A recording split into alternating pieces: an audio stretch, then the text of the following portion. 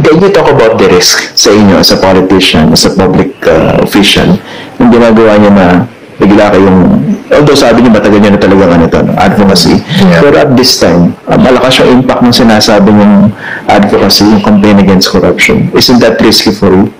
It's risky sa safety ko, sa safety ng family ko. Kaya nga, sinasabihan nga ako ng mga kasamahan ko sa Philippine National Police at sa Armed Forces of the Philippines.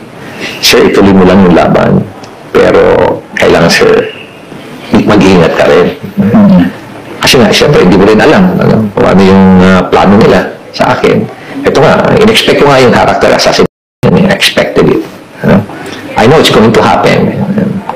Pero what I never expected is yung viciousness, yung ruthlessness, yung so malicious yung kanilang intent na isipin mo pati yung family ng daughter ko, pinost yun eh. Tapos pinalabas na yung grandkids ko, yung dalawa, 8-year-old and 14-year-old. Yun ang pinapalabas sa social media? Oo, pinalabas.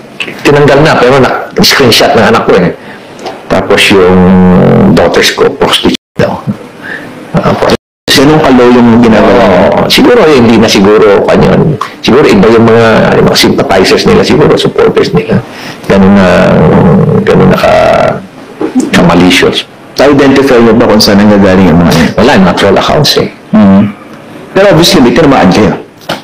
Yes. Sumulpot yan after you spoke out against corruption? Oo naman. Nagsalita ako July 3, July 5, nilabas nila, pinablish ng PNP. Hindi ko alam eh.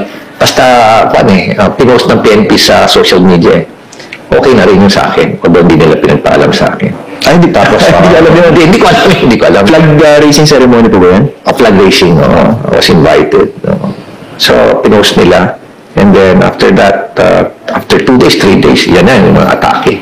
Pero at the same time, marami rin support na natanggap. Mas marami actually ako natanggap na manifestation of support, words of encouragement, motivating messages, inspiring messages. Yan naman ang nakakatuwa doon. Anong basa niyo dyan? Kasi ordinarily, in an ideal setting, you spoke out against corruption, you're doing the right thing.